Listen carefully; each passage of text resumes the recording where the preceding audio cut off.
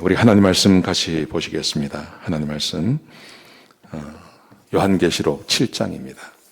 1절에서 8절까지 말씀 제가 한 절 읽고 여러분들이 한 절 읽고 해서 교독하시도록 하겠습니다.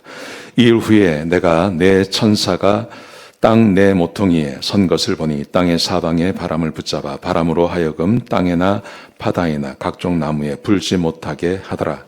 또 봄에 다른 천사가 살아계신 하나님의 인을 가지고 해 돋는 데로부터 올라와서 해를 해롭게 할 권세를 받은 내 천사를 향하여 큰 소리로 외쳐 이르되 우리가 우리 하나님의 종들의 이마에 인치기까지 땅이나 바다나 나무들을 해하지 말라 하더라. 내가 인침을 받은 자의 수를 들으니 이스라엘 자손의 각 지파 중에서 인침을 받은 자들이 14만 4천이니 유다 지파 중에 인침을 받은 자가 1만 2천이요 루벤 지파 중에 1만 2천이요 갓 지파 중에 1만 2천이요 아셀 지파 중에 1만 2천이요 납달라이 지파 중에 1만 2천이요 므낫세 지파 중에 1만 2천이요 시므온 지파 중에 1만 2천이요 레위 지파 중에 1만 2천이요 이사갈 지파 중에 1만 2천이요 스불론 지파 중에 1만 2천이요 요셉 지파 중에 1만 2천이요 베냐민 지파 중에 이침을 받은 자가 1만 2천이라. 아멘. 오늘은 교회의 영광을 볼 줄 알아야 합니다 라는 주제로 하나님 말씀 함께 나누려고 합니다. 교회의 영광이 있습니다. 교회의 영광이라는 것은 하나님께서 주시기로 작정하신 전체 교회를 향하신 하나님의 영광입니다. 이 영광을 볼 줄 알면 그러면 내 믿음이 자라날 수 있습니다. 근데 교회의 영광을 보지 못하면 우리의 믿음은 절대 자라지 않습니다. 근데 교회의 영광을 어떻게 보냐 하는 거죠. 교회는 두 가지가 있습니다. 보이는 교회가 있습니다. 보이는 교회라는 것은 리버사이드 침례 교회 같은 이런 교회를 말합니다. 세상에 교회는 참 많습니다. 수만 개, 수천만 개가 아마 이 세상 가운데 교회가 있을 것입니다.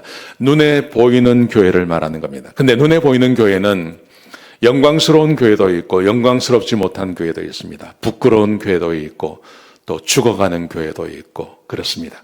여러분, 그런데 우리가 교회의 영광을 볼 때 눈에 보이는 교회를 보기 시작하면 실망하기가 쉬워요.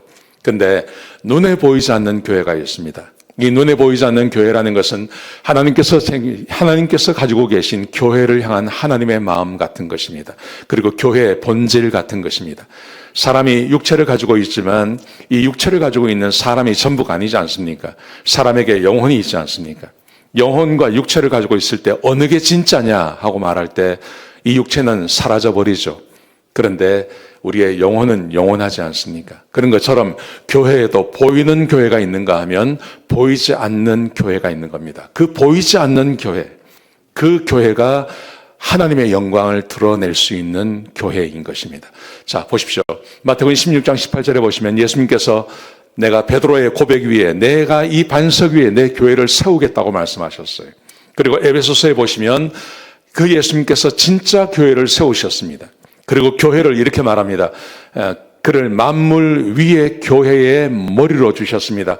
교회의 머리는 그리스도이시고 그리고 교회는 그리스도의 몸이라고 이야기합니다. 여러분, 우리가 교회의 영광을 이야기할 때 눈에 보이는 교회는 항상 문제가 많습니다. 거기는 사람들이 모여있고 죄인들이 모여있기 때문에 문제가 있을 수 있습니다. 여러분, 그런데 눈에 보이지 않는 하나님께서 예비하신 하나님이 주인 되신 그 교회를 보면서 우리는 교회의 영광을 볼 줄 알아야 하는 것입니다. 이게 왜 중요하냐 하면 특별히 지금 우리가 요한계시록을 보고 있는데요. 요한계시록은 교회에 대한 이야기입니다. 근데 교회를 이해하지 못하고 교회의 영광을 보지 못하면 요한계시록을 전혀 이해하지 못하는 것입니다. 요한계시록의 주제는 이런 것입니다. 세상의 심판과 교회의 구원에 대한 이야기입니다. 세상은 심판받고 교회는 하나님의 구원을 받는 그런 이야기가 이 요한계시록에 대한 이야기입니다. 우리가 지난주에 2장과 3장에 대한 이야기를 했습니다. 7교회 이야기를 했죠. 그 7교회에게 하나님께서 칭찬하시고 또 어떤 교회는 책망하시고 책망받은 교회에게 교훈하시고 그들에게 구원을 받으라고 말씀하셨습니다. 여러분, 그런데 2장과 3장은 읽어보면 좀 이해가 돼요. 근데 나머지가 문제입니다. 4장부터 22장까지가. 4장부터 22장까지는 어떤 이야기냐 하면 하나님께서 교회를 통해서 이 세상에 심판을 내리시고 그 교회를 구원하는 이야기예요. 그러니까 교회를 이해하지 못하면 요한계시록 4장부터 22장까지가 이해가 되지 않습니다.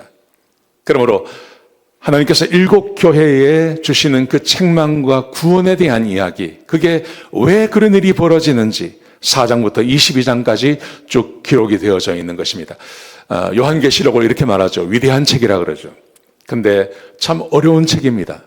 일부 예배 끝나고 나니까 한 자매님이 그러시더라고요. 자기는 처음 예수 믿을 때 뭣도 모르고 요한계시록을 읽었대요. 근데 되게 무섭더래요. 그래서요, 이제는 그냥 성경을 던져서 버리고 성경을 잘 읽지 않았다고 그렇게 말씀하시더라고요. 요한계시록 읽어보면 거기 사람 죽는 이야기가 얼마나 많습니까? 땅에 3분의 1이 죽고 피가 나고 이런 이야기를 보면 굉장히 무섭지 않습니까? 그래서 굉장히 좋은 책 같은데 난해하다고 이야기합니다. 제임스 댄이라는 분이 이런 말씀을 하셨습니다. 요한계시록을 기차 터널에 비유한다면 시작 부분과 끝 부분은 조금 알 것 같으나, 그렇죠, 1장, 2장, 3장은 이해가 됩니다. 7교회 나오고 그냥 평이하게 써져 있습니다. 21장과 22장도 천국에 대한 이야기가 나와요. 그것도 이해가 돼요. 근데 문제는 그 중간에 있는 겁니다. 이 중간에 있는 게 전혀 이해가 되지 않습니다. 그래서 조금 알 것 같으나 중간에 들어가서는 전혀 알 수 없다. 기차 터널 같은 그런 책이다. 이렇게 이야기합니다. 왜냐하면 요한계시록이 난해한 이유는요, 몇 가지 이유가 있습니다. 첫 번째, 시대적인 배경을 잘 모릅니다. 이 책이 쓰여졌을 때의 시대적인 배경, 우리는 그거 잘 모르죠. 두 번째, 이 요한계시록만 가지고 있는 구조하고 상징들이 있습니다. 이 구조와 상징을 이해하면 이해할 수 있습니다. 세 번째, 해석법을 이해하지 못하는 겁니다. 어떤 해석법이냐면 독자 중심으로 해석하려고 그래요. 그 시대별로. 우리는 지금 이 책이 쓰여진 것은 AD 90년이거든요. 근데 우리는 2024년을 살아가고 있지 않습니까? 2024년의 시각으로 AD 90년에 쓰여진 책을 보려고 하니까 이해가 되지 않는 겁니다. 그래서 이렇게 말합니다. 저자의 시점에서 해석을 하면 그러면 쉽다, 이렇게 말합니다. 저자의 시점이라는 게 어떤 거냐 하면 이런 것입니다. 상징을 이해하는 거예요. 상징. 특별히 오늘 저는 교회에 대해서 이야기하려고 하는데요. 요한계시록 전체를 보면 교회를 상징하는 말들이 몇 가지가 있어요. 이걸 이해하시면 요한계시록을 이해하는데 훨씬 도움이 됩니다. 첫 번째, 이런 겁니다. 14만 4천, 많이 들어보셨죠? 이 14만 4천은 교회를 이야기하는 겁니다. 요한계시록을 읽다 보면 성전에 대한 이야기가 나와요. 이 성전도 교회를 말하는 것입니다. 두 증인, 두 감람나무, 두 촛대, 이런 거 들어보셨죠? 이게 교회를 말하는 것입니다. 해를 입은 여자, 이것도 교회를 말하는 것입니다. 신부라는 말이 나옵니다. 이 신부도 교회에 대한 이야기입니다. 그러니까 이 요한계시록은 교회에 대한 이야기로 꽉 차 있는 거예요. 근데 이걸 다른 표현으로 쓴 거예요. 그 왜 썼는지는 제가 다음 주에 말씀을 드리겠습니다. 여러 가지 상징을 사용하는데 이걸 좀 이해하시면 요한계시록을 이해하기가 훨씬 쉽습니다. 자, 한번 보시죠. 14만 4천. 14만 4천이라는 말의 의미를 굉장히 많이 사용합니다. 특별히 누가 쓰냐 하면 이단들이 쓰는 거예요. 신천지, 우리 안에 들어와야 14만 4천 안에 들어올 수 있다. 이런 말 들어보셨죠? 신천지가 그 말을 씁니다. 신천지뿐만이 아니라 통일교도 이런 말을 쓰고요. 하여튼 온갖 이단들이 이 자기한테 와야 14만 4천이란 4천 안에 들어갈 수 있다고 말을 합니다. 여러분, 그런데 14만 4천이란 말이 무슨 말일까요, 도대체? 14만 4천이라는 것은 이런 것입니다. 12 곱하기 12 곱하기 10 곱하기 100을 말하는 거예요. 12 곱하기 12 곱하기 10 곱하기 100. 저게 진짠가? 그리고 핸드폰 꺼내가지고 한번 눌러보는 분, 제가 다 검증했어요. 맞아요. 14만 4천 맞아요. 자, 그러면 10이라는 게 뭐라는 거예요? 12. 12는 12지파 곱하기 12사도. 구약의 12지파지 않습니까? 신약의 12사도지 않습니까?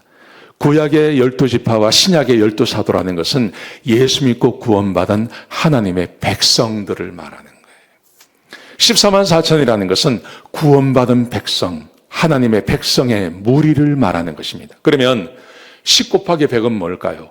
많다는 거예요. 많은 숫자를 말하는 거예요. 이게 누구 어떤 회에 들어가서 하는 게 아니라 예수 믿고 구원받은 하나님의 백성들이 많다는 겁니다. 그런데 10 곱하기 100이라는 것은 많은 것도 있지만 거기에 제한도 있다는 겁니다. 일정 자격 요건이 되어야 이 안에 들어갈 수 있다는 말입니다. 자, 성경에 보시면 이스라엘 자손 12지파라는 말이 나와요. 그 다음에 21장 14절에 보시면 어린 양의 12사도의 12이름이 있더라. 구원받은 하나님 백성들을 12지파, 12사도라는 말을 사용해서 하나님의 백성들을 이야기합니다. 12사도, 12지파, 구원받은 하나님의 백성들을 말하는 거예요. 자, 그런데 요한계시록 14장에 보시면 이런 말씀이 있습니다. 14만 4천이 누구냐 하면 그들은 이마에 어린 양의 이름과 그 아버지 하나님의 이름을 썼다고 되어 있어요. 14만 4천 명은 예수 그리스도의 이름과 하나님의 이름이 이름에 이마에 써 있는 사람들이라는 거예요. 이름에 이마에 써 있다는 말이 무슨 말일까요? 그 다음 말씀에 보시면 이것을 설명해 줍니다. 보십시오. 속량함을 받아서 14만 4천이 되는데 이 사람들은 속량을 받았다는 말은 사람 가운데서 속량을 받아 처음 익은 열매로 하나님과 어린 양에게 속한 자라는 거예요. 여기에 진짜 이름이 써 있는 게 아니라 그게 아니라 어린 양에게 속해져 있는데 속량을 받아서 속량함을 받아서 어린 양과 하나님께 속해져 있는 사람들을 14만 4천 명이라 그러는 거예요. 자, 속량이란 말이 무슨 말입니까? 이것은 이렇게 말합니다. 로마서 3장 23절 24절에 보시면 그리스도 예수 안에 있는 속량으로 말미암아 하나님의 은혜로 값없이 의롭다 하심을 얻은 자를 말하는 거예요. 신천지에 들어가는 사람 아니에요. 통일교 들어가는 사람 아니에요. 여호와의 증인에 들어가는 사람이 아니에요. 그런 사람이 아니라 예수 믿고 예수님의 이름을 믿음으로 내가 구원을 받아서 그래서 값없이 의롭다 함을 얻은 모든 그리스도인, 이 모든 그리스도인을 14만 4천 명이라고 말하는 거예요. 아멘. 예수 그리스도를 믿어서 속량받음으로 14만 4천 명에 들어가는 거지 신천지에 들어가는 거 아니에요. 신천지에 들어와야 구원받는다. 그 전부 이단입니다. 성경은 한 번도 그렇게 말하지 않았습니다. 여러분, 그러므로 우리 가운데 예수의 이름을 믿고 내가 정말 예수 믿은 사람이라면 어떤 이름이냐면 예수께 속한 사람이에요. 예수님께 속한 사람은 이마에 예수님의 이름과 하나님의 이름이 찍혀 있는 사람이라는 것을 우리들이 14만 4천 명인 것입니다. 아멘. 예. 그리고 예수를 믿지 않으면 그 사람은 14만 4천 명에 들어가지 못하는 거예요. 여러분, 그래서 성경에서 14만 4천 그러면요, 그것은 교회를 말하는 것입니다. 아멘. 아멘. 또 보세요. 성전이라는 말이 나와요. 요한계시록 11장 1절에 보시면 이렇게 되어 있습니다.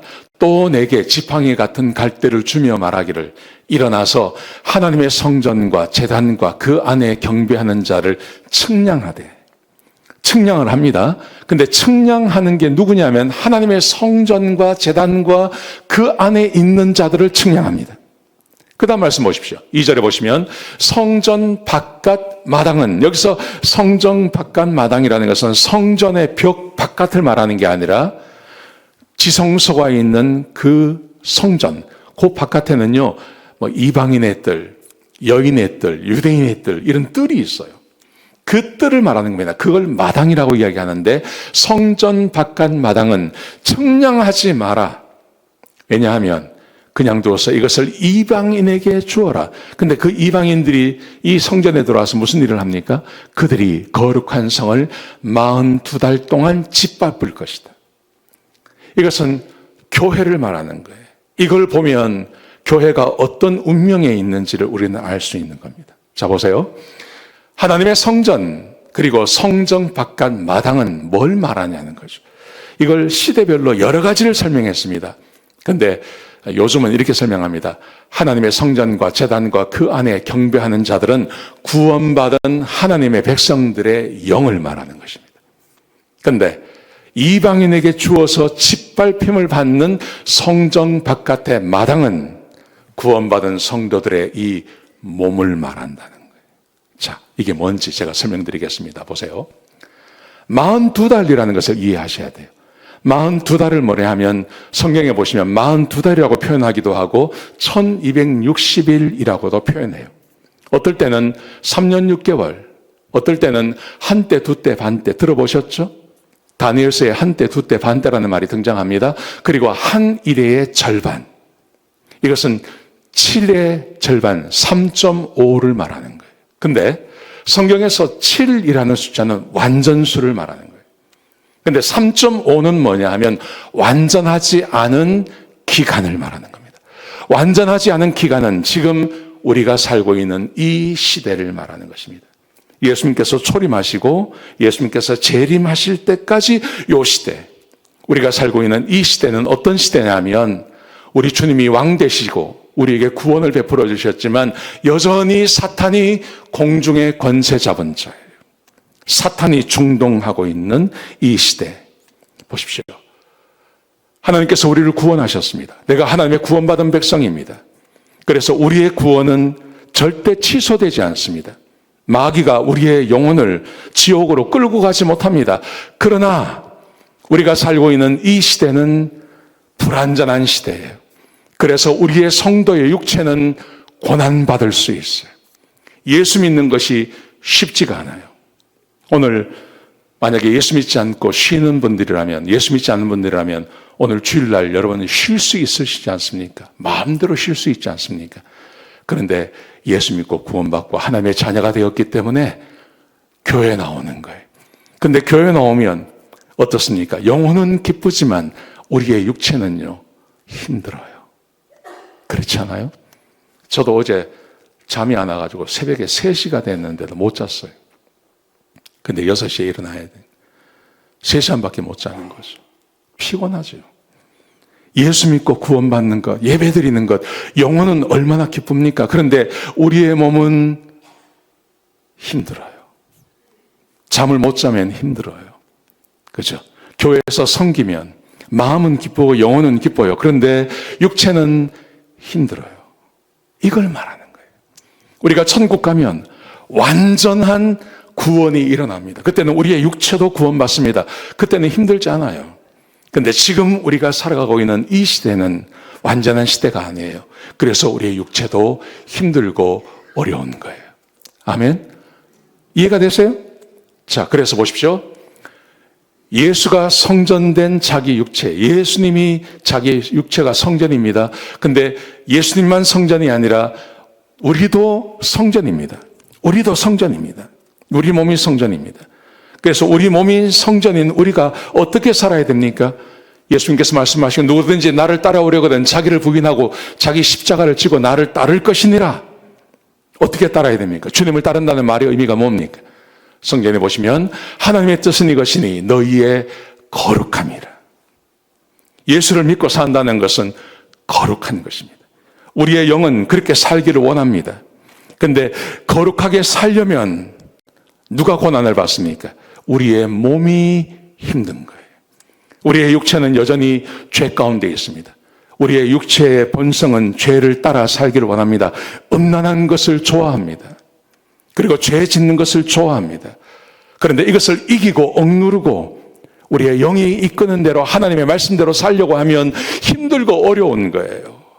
예수 믿는 게 그래서 힘든 거예요. 이해가 되십니까? 예. 이것은 교회를 말하는 거예요. 아멘. 자, 세 번째 보세요. 두 증인, 두 감람나무, 두 촛대. 성경에 이런 말이 참 많아요. 여러분, 그런데 이것은 전부 교회를 말하는 것입니다. 자, 요한계시록 11장 3절에 보시면 내가 나의 두 증인에게 권세를 주리니 그들이 굵은 베옷을 입고 1260일을 예언하리라. 1260일이라고 나오죠. 1260일 우리가 살고 있는 이 시대를 말하는 거예요. 자, 그러면 두 증인이 누구냐는 거예요. 여호와의 증인은 적의 자기들이라고 이야기합니다. 그리고 요즘은 신천지는 적의 자기들이라고 이야기해요. 서로 두 증인이 자기들이래. 여러분, 그런데 더 저 증인은요, 성경만 읽어보시면 더 저 두 증인이 누구인지 금방 알 수 있어요. 자, 5절을 보세요. 만일 누구든지 그들을 해하고자 하면 그들의 입에서 불이 나와서 그들의 원수를 삼켜버릴 것이요. 누구든지 그들을 해하고자 하면 반드시 그와 같이 죽임을 당하리라. 그들이 누굴까요? 6절 보세요. 그들이 권능을 가지고 하늘을 닫아 그 예언하는 동안 비가 오지 못하게 하고. 여러분, 비가 오지, 기도했더니 비가 오지 않아요. 이 사람이 누굽니까? 엘리야를 말하는 거예요. 엘리야가 기도했더니 비가 오지 않지 않습니까? 그 다음에 또 권능을 가지고 물을 피로 변하게 하고, 물을 피로 변하게 한 사람이 누구입니까? 모세. 엘리야와 모세를 말하는 거예요. 두 증인은 엘리야와 모세입니다. 그러면 엘리야와 모세는 현재 누구를 말하는 것일까요? 여기 이렇게 되어 있습니다. 누가복음 1장 17절에 보시면 그가 또 엘리야의 심령과 능력으로 침례 요한을 말하는 거예요.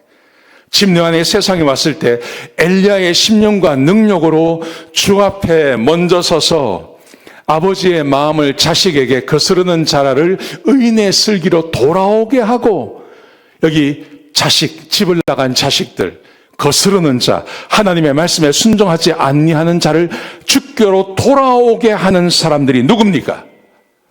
예, 교회를 말하는 거예요. 보세요.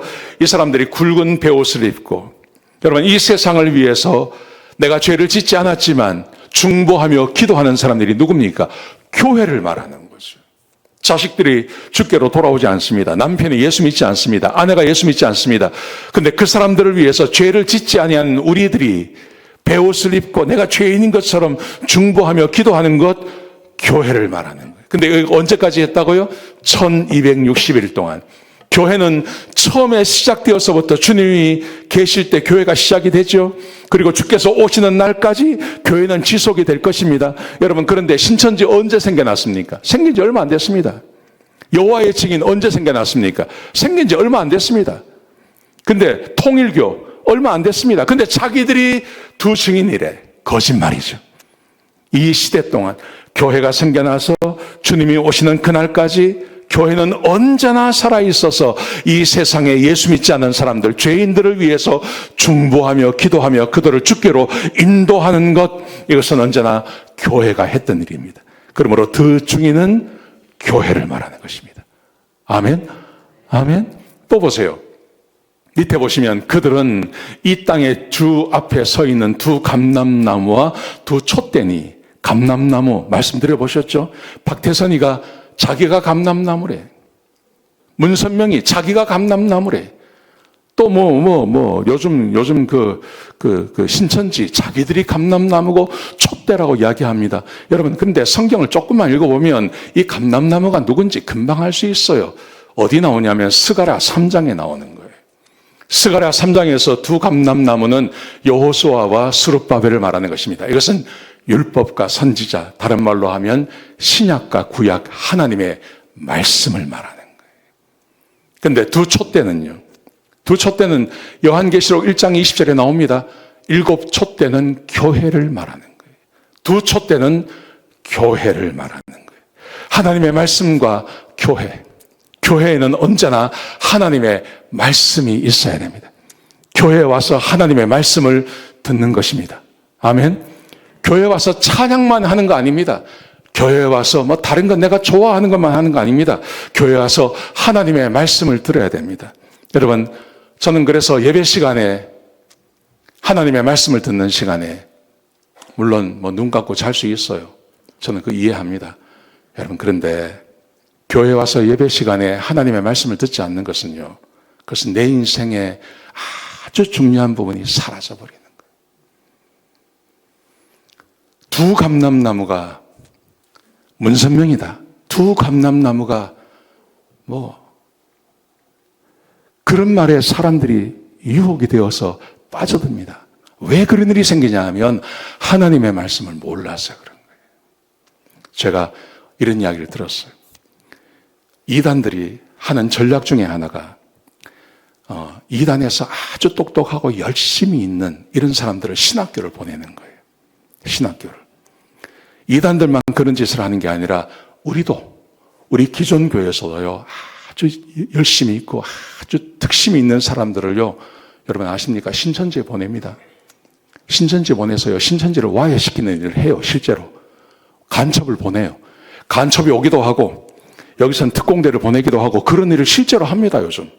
근데 어떤 일이 있었냐면, 통일교에서 아주 똑똑하고, 아주 이쁘게 생기고, 아주 열심히 특심한 자매 하나를 감리교 신학대학을 보낸 거예요.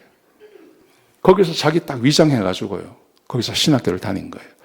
얘의 특명이 뭐냐 하면, 거기에 있는 아주 유력한 목사님의 아들을 붙잡아서 결혼을 하라는 거였어요. 실제로 이 자매가 신학교를 다니면서 거기서 서울에 있는 아주 큰 교회 목사님 그 아들을 붙잡아서요, 연애를 하고 결혼을 했어요. 자기 모습 드러내지 않고 결혼을 했어요. 결혼해서 아이를 뱄어요. 그리고 이 전도사가 자기 아버지 교회, 큰 교회에서 전도사를 하고 있었어요. 아이를 낳았어요. 아이 놓고 아이를 데리고 집으로 오는 그날 자기의 정체를 드러낸 거예요. 자기 남편한테, 여보, 내가 지금부터 하는 말 잘 들어. 두 감람나무는 예수님이나 이런 게 아니야. 문선명 선생님이야. 예수 믿는다고 구원받는 거 아니야. 문선명 선생님 믿어야 구원받는 거야. 이 교회 나온다고 구원받는 거 아니야. 통일교 믿어야 구원받는 거야. 자매가 그런 거예요. 난리가 난 거죠. 그 목사님 난리가 난 거죠. 왜 그런 일이 생길까요? 성경을 몰라서 그런 거예요. 하나님께서 우리에게 교회를 주시고, 그리고 교회를 통해서 하나님 말씀이 선포되게 하고, 그 하나님 말씀이 선포되어질 때 그때 제대로 된 믿음이 생겨나는 거예요. 여러분, 그런데 내가 교회 출석하지만 하나님 말씀 전혀 몰라요. 덮어놓고 믿어요. 그러면요, 누가 와서 잘해주고 누가 와서 아주 그럴듯한 이야기하면 다 넘어가는 겁니다. 그 자매님이 어떻게 됐을까요? 그 자매는 붙잡고 그 남편이, 아버지가, 그리고 아버지의 친구들이, 그 아버지 목사님의 친구 목사님들이 그 자매를 붙잡고 기도해주고 성경 가르치고 했어요. 그래서 이 자매가 돌아왔어요. 전부 거짓말이구나. 나중에 알게 된 거예요. 성령님이 임하신 거예요, 자매에게. 그래서 그 자매가요, 돌아왔어요. 지금 신실하게 하나님 섬겨요. 여러분, 하나님의 말씀 안에 능력이 있고 힘이 있는 겁니다. 우리 하나님께서 우리에게 교회를 주신 이유는 다른 것 아닙니다. 교회를 통해서 예수 믿고 구원받고 하나님의 백성으로 살아가라고. 두 증인으로, 두 감람나무로, 두 촛대로 우리 가운데 함께 하시는 거예요. 교회를 말하는 것입니다. 일곱 촛대니 일곱 교회니라. 해가 입은, 해를 입은, 해를 옷 입은, 해라는 것은 태양을 말하는 거예요. 태양과 같은 옷을 입은 한 여자가 등장합니다. 이것도 은혜를 입은 교회를 말하는 것입니다. 자, 12장 1절에 보시면 같이 읽겠습니다. 시작. 하늘에 큰 이적이 보이니 해를 옷 입은 한 여자가 있는데 그 발 아래에는 달이 있고 그 머리에는 12별의 관을 썼더라. 막 무시무시하죠? 이게 도대체 뭐야? 해를 옷 입은 한 여자. 도대체 뭐야? 우리는 성경에서 여자 그러면 부정적인 의미가 있습니다. 여러분, 그런데 절대 그렇지 않습니다. 여자는 뭐냐 하면 교회를 말합니다. 그리고 유대 민족을 말하는 겁니다. 유대인, 구약에서는 유대인, 그리고 선택받은 사람들, 신약에서는 선택받은 하나님의 교회를 이야기할 때 여자라는 말을 써요. 여러분, 그런데 이 여자가 어떻게 여자가 되었는지를 보세요. 이사야 54장 6절에 보시면 하나님께서 너를 부르시되, 이스라엘 백성들을 말합니다. 너를 부르셨는데 마치 버림을 받아 마음에 근심하는 아내, 곧 어릴 때 아내가 되었다가 버림받은 자에게 함과 같이 하실 것입니다. 하나님께서 우리를 구원하십니다. 우리를 구원하실 때 하나님께서 어떻게 구원하셨냐면 내가 구원받을 자격이 있어서 구원받은 게 아니라는 거예요. 우리는 자격이 없어요. 예수 그리스도의 신부가 될 자격이 없어요. 우리는 죄인이에요. 우리는 간음하고 살았어요. 하나님이 아닌 것을 하나님으로 알고 그렇게 살았던 사람들이에요. 그런데 이렇게 살았던 우리들을 우리 예수님께서 마치 버림받아서 한 번 결혼하고 버림받았던 사람을, 그 사람을 다시 아내로 삼아주는 것처럼 그렇게 우리를 구원하셔서 내가 하나님의 백성이 되었다는 거예요. 아멘이십니까? 믿으십니까? 예, 이게 성경에서 말하는 여자. 근데 해를 옷 입은 한 여자, 은혜를 받은 여자. 우리가 주님 앞에 나올 때마다 우리는 겸손하게 주님께 내어놓을 것이 아무것도 없는 사람이에요. 내가 구원받고 성령이 내 안에 거하시면 내 안에 그런 마음이 들어요. 근데 구원받지 못하면 내가 예배 드려주는 것 같아요. 내가 교회에 나와주는 것 같아요. 하나님이 나에게 은혜를 베푸신 게 아니라 내가 하나님을 위해서 뭔가를 해줘서 하나님께서 나를 구원하신 것 같아요. 아닙니다. 우리는 은혜를 받은 하나님의 백성들이에요. 그래서 우리는 하나님의 은혜 가운데서 주님 앞에 나오는 거예요. 제가 오래전에 부흥의 강사 목사님을 통해서 들은 아주 감동적인 이야기가 있어요. 1960년대 초반에 그때 서울에 있는 한 부흥 강사가 저 강원도 강릉 그쪽에 그 기차역이 있는 그 마을에 가서 부흥회를 하셨어요. 옛날에는 부흥회가 월요일부터 시작됩니다. 월, 화, 수, 목, 금, 토, 주일까지 하는데요. 부흥회를 하는데 조그만 교회에 꽉 찼어요, 사람들이. 부흥회를 하는데 말씀을 시작하는데 찬양이 끝나고 말씀을 시작하는데 뒷문을 하나 열고 어떤 자매가 딱 들어오더래요. 목사님이 그 자매를 처음 보는 사람이지만 딱 보니까 신분을 알겠더래요. 화장을 요란하게 하고 옷을 요란하게 입은 그 동네 역전가에서 몸을 파는 자매가 온 거예요. 그래서 저런 자매가 왔구나. 말씀을 증거했어요. 말씀이 끝나니까 가버리는 거예요. 그 다음 날도 늦게 오는 거예요. 말씀을 듣더래요. 그리고 말씀이 끝나니까 그냥 가버리는 거예요. 셋째 날도 하나님 말씀을 전하니까 그때 들어오는 거예요. 그리고 말씀이 끝나니까 가버리더래요. 근데 넷째 날 예배가 시작되기 전에 자매가 제일 앞에 와서 앉더래요. 자매가 제일 앞에. 말씀을 증거하고 예배를 하는데 이 자매가 울어요. 막 울더래요. 넷째 날도 그러고 다섯째 날도 그러고 여섯째 날도 그러고 막 주일 예배까지 이 자매가 다 참석을 하더래요. 그렇게 목사님 가셨어요. 가셨는데 이 자매가 그 다음 주일날 교회에 나오는 거예요. 교회에 나오는데 교회 생활을 하면 할수록 점점 화장이 변하는 거예요. 옷 모양이 변하는 거예요. 거기 와 있는 일반 교인들처럼 그렇게 화장을 하고 그렇게 옷을 입고 예배에 와서 예배를 드리고 예배를 드릴 때마다 그렇게 울고 하더래요. 그런데 이상한 것은 그 일을 그만두지 않는 거예요. 몸을 파는 여인인데 그 몸을 파는 것은 계속하고 있는 거예요. 이상하잖아요. 그렇게 한참 시간이 지났습니다.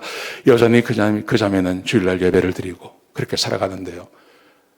그 교회에서 이상한 일이 벌어졌어요. 그 교회를 섬기시는 장로님이 계시는데 그 장로님이 그 자매를 며느리 삼은 거예요. 자기 아들을 설득해서 그 자매와 결혼하게 한 거예요. 있을 수 없는 일이죠. 근데 그 장로님이 그 자매의 모습을 보고 왜 그랬는지 보니까 몸을 팔아서 근데 자기가 돈을 주고 돈에 팔려온 사람이에요. 돈을 갚을 때까지 거기서 못 나오는 거죠. 장로님이 돈을 대신 갚아주고 그 자매님을 나오게 하고 자기 아들하고 결혼시킨 거예요. 가능한 일입니까? 가능할 수 없는 일이죠. 근데 주례를 누구를 하기를 원하냐 하면 그때 오셔서 말씀을 전하셨던 그 부흥 강사님을 오기를 원했던 거예요. 연락을 드렸습니다. 그랬더니 강사님이 오신다고 말씀하시는데 그 강사님이 혼자 오지 않고 자기 친구 목사님들 다 데리고 온 거예요. 그 가서 그 자매를 축복해 줘야 된다. 와서 그 목사님들이 축복해주고 그리고 그 자매가 그 장로님의 아들과 결혼하고 며느리가 된 거예요. 감동적이지 않습니까? 여러분, 그런데 이게 그 자매에게만 일어난 일이 아니에요. 우리에게도 동일하게 일어난 거예요. 우리는 하나님을 섬긴 사람이 한 사람도 없습니다. 우리는 하나님을 믿기 전에 우리는 세상을 믿었고 나는 나를 믿었고 우리는 세상에서 죄를 지으며 그렇게 살아가던 사람들 아닙니까? 그런데 이런 우리 하나님께서 아무 조건 없이 자기의 신부로 받아주신 거예요. 은혜 받은 교회, 은혜 입은, 이런 은혜를 받지 않은 사람은 한 사람도 없는 거예요, 우리 가운데. 그래서 우리 모두는 은혜 입은 교인들인 거예요. 보세요. 예수께서 마가복음 2장 19절에 보시면 예수께서 그들에게 계실 때 혼인집 손님들이 신랑과 함께 있을 때 금식할 수 있느냐? 신랑과 함께 있을 동안에는 금식할 수 없느니라. 우리의 신랑 대신 예수님을 말씀하시는 거예요. 고린도후서 11장 2절에 보시면 내가 하나님의 열심으로 너희를 위하여 열심을 내노니 내가 너희를 정결한 처녀로 한 남편인 그리스도께 드리려고 중매함이로다. 우리가 하나님을 알지 못할 때 누군가가 나에게 와서 예수 그리스도를 중매해서 그 예수님과 함께 평생을 살아가는 부부의 연을 있게 해주셨다는 거죠. 믿으십니까? 여러분의 남편이 누구이십니까? 네? 예수님이 내 남편 되시는 거예요. 그래서 우리는 안심하고 살아갈 수 있는 거예요. 아멘. 아멘. 다섯 번째 보시면 또 신부라는 말이 등장합니다. 요한계시록 21장 9절에 보시면 보세요. 오라, 내가 신부 곧 어린 양의 아내를 내게 보이리라. 어린 양은 누굽니까? 우리를 말하는. 어린 양의 예수 그리스도를 말하는 거죠. 어린 양은 예수님이세요. 근데 예수님의 아내는 누구죠? 우리잖아, 우리. 그죠? 우리잖아요. 그런데요, 참 놀라워요. 보세요. 10절을 보세요. 그 다음 말씀 보시면 성령으로 나를 데리고 크고 높은 산으로 올라가 하나님께로부터 하늘에서 내려오는 거룩한 성 예루살렘을 보이니 어린 양의 아내를 내가 보여주겠다. 신부를 보여주겠다. 그러면서 뭘 보여주시냐 하면 천국을 보여주시는 거예요. 어린 양의 아내는 분명히 우리잖아요. 그런데 우리를 보여주시는 게 아니라 천국이 어린 양의 아내래. 예수님에게 신부는 우리도 되지만 천국도 신부가 된다는 말이에요. 그러니까 나는 이게 이해가 안 되더라고, 이해가. 그랬더니 어떤 신학자가 이렇게 표현을 했습니다. 신분이 곧 어디서 살아갈지를 결정한다. 그렇지 않습니까? 사람은 사는 곳이 그 사람의 신분 아닙니까? 그 사람의 신분에 따라서 사는 곳이 결정되지 않습니까? 이 땅에서도 그렇지 않습니까? 여러분, 그래서 신부는 우리 예수 믿는 사람도 신부가 되지만 이 신부들이 가서 살 곳도 신부라고 성경에서는 표현하고 있는 거예요. 보세요. 우리는 이미 예수 믿고 구원받은 하나님의 백성들은 예수 그리스도의 신부가 되었습니다. 예수 그리스도의 신부가 된 우리들이 어디 가서 영원한 세상에 가서 영혼을 보낼까요? 천국은 이렇게 말합니다. 요한계시록 21장 1절에 보시면 또 내가 새 하늘과 새 땅을 보니 처음 하늘과 처음 땅이 없어졌고 바다도 다시 있지 않더라. 또 내가 봄에 거룩한 성 새 예루살렘이 하나님께로부터 하늘에서 내려오니 그 준비한 것이 신부가 남편을 위하여 단장한 것 같더라. 내가 들으니 보좌에서 큰 음성이 나서 이르되 보라, 하나님의 장막이 사람과 함께 있음에 하나님이 그들과 함께 계시리니 그들은 하나님의 백성이 되고 하나님은 친히 그들과 함께 계셔서 모든 눈물을 그 눈에서 닦아주시니 다시는 사망이 없고 애통하는 것이나 곡하는 것이나 아픈 것이 다시 있지 아니하리니 처음 것들이 다 지나갔습니다. 천국을 말하는 거잖아요. 여러분, 우리의 신분에 맞는 곳에 가서 우리가 사는 거예요. 하나님의 백성들은 하나님의 아들, 딸이 되었기 때문에 하나님의 장막이 있는 곳에 가서 사시는 거예요. 그곳이 어떤 곳입니까? 하나님께서 함께 계셔서 다시는 사망이 없고 애통하는 것도 없고 하나님께서 눈물을 닦아주시는 그곳에 가서 우리가 산다는 거예요. 신분에 걸맞는 곳에 가서 우리를 있게 하신다는 거예요. 아멘? 자, 그런데 보세요. 구원받지 못한 사람들이 세상에 많습니다. 마귀의 자녀들입니다. 마귀와 결혼한 사람들입니다. 마귀의 수하로 살아가는 사람들입니다. 이 사람들은 어떤 곳에 삽니까? 21장 8절에 보시면 그러나 두려워하는 자들과 믿지 아니하는 자들, 두려워하는 자들, 이 세상에서 하나님의 자녀가 아니기 때문에 항상 두려움 가운데 살아가는 사람들, 예수 그리스도를 믿지 않는 사람들, 그들의 신분을 말하는 것이죠. 그들은 어떤 곳에 있을까요? 흉악한 자들과 살인자들과 음행하는 자들과 점술가들과 우상숭배자들과 거짓말하는 모든 자들은 불과 유황으로 타는 못에 던져지리니 이것이 둘째 사망이라. 그들의 신분에 합당한 곳에 가는 거예요. 거짓말하고 죄짓고 우상숭배하고 하나님을 예배하지 않고 하나님의 백성답게 살지 않는 사람들은 그들에게 합당한 곳, 불과 유황이 타는 곳에 들어가게 되는 거예요. 사람은 언제나 자기 신분에 맞는 곳에 갑니다. 그래서 성경에서 신부라는 말을 쓸 때 그때 두 가지 의미가 있는 겁니다. 하나님의 백성의 신분, 그리고 그 신분을 가진 사람들이 가는 천국. 이건 우리에게 주어진 놀라운 하나님의 은혜임을 믿으시기 바랍니다. 아멘. 성경에 보시면 이 우리에게 주어지는 새 예루살렘을 소개하는 말씀이 있어요. 그게 요한계시록 21장과 22장이에요. 외형을 이야기해 줍니다. 재료를 이야기해 줍니다. 생활을 이야기합니다. 그리고 음식을 우리에게 말씀해 주십니다. 외형을 보세요. 하나님의 영광이 있어 그 성의 빛이 지극히 귀한 보석 같고 벽옥과 수정같이 맑더라. 크고 높은 성곽이 있고 12문이 있는데 문에 12천사가 있고 그 문들 위에 이름이 있었으니 이스라엘 자손 12지파의 이름이라. 12지파, 12사도, 12천사, 하나님의 백성들이 가는 곳이라는 의미를 갖는 것입니다. 13절에 보시면 동쪽의 세 문, 북쪽의 세 문, 남쪽의 세 문, 서쪽의 세 문, 문이 12개인 거대한 성, 그 성에 우리 모두가 가게 된다는 거예요. 우리의 신분에 걸맞는 그곳에 가서 산다는 거예요. 자, 보세요. 재료를 말합니다. 그 우리가 가는 천국의 재료가 어떤 것이냐 하면 성곽은 벽옥으로 쌓였고 그 성은 정금이라.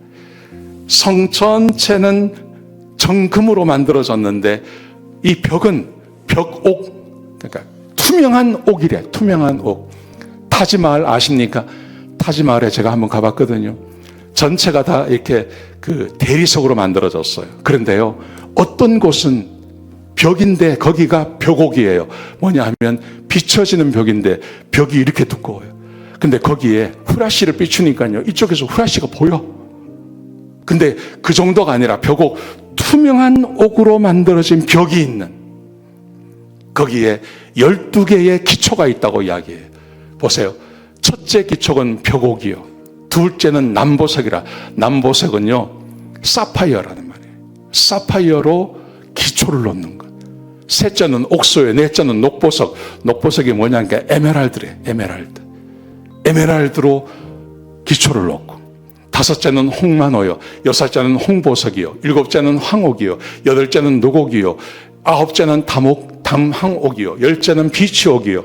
11째는 청옥이요. 12째는 자수정이라. 이런 것으로 기초를 쌓은 곳 위에 세워진 황금으로 만들어진 그런 성에 우리가 가서 산다는 거예요. 시멘트 바닥에서 살다가. 나무도 이제 못 씁니다. 나무가 워낙 비싸가지고요. 나무처럼 생긴 것을 부르시는 저런 회로 만든 거 아닙니까? 저게 벽이다. 우리가 이런 데서 사는데 예수 믿고 구원받고 천국 가면 저런 온갖 보석으로 기초를 쌓은 그런 집에 가서 산다는 거죠. 어떻게 살까요? 보십시오. 성전을 보지 못하였어요. 상안에서 내가 성전을 보지 못했습니다. 왜냐하면 성전이 있을 필요가 없다는 거죠. 왜냐하면 하나님과 예수님께서 성전이기 때문에 교회가 없는, 교회 건물이 없는 그런 곳인데 23절 보십시오. 그 성은 해나 달의 비침이 쓸데없으니 해와 달이 필요 없어요. 하나님이 영광을 비추세요. 하나님의 영광으로 가득 차 있는 그곳. 여러분, 이것을 어떻게 이해하십니까? 혹시 이런 경험 해보셨습니까?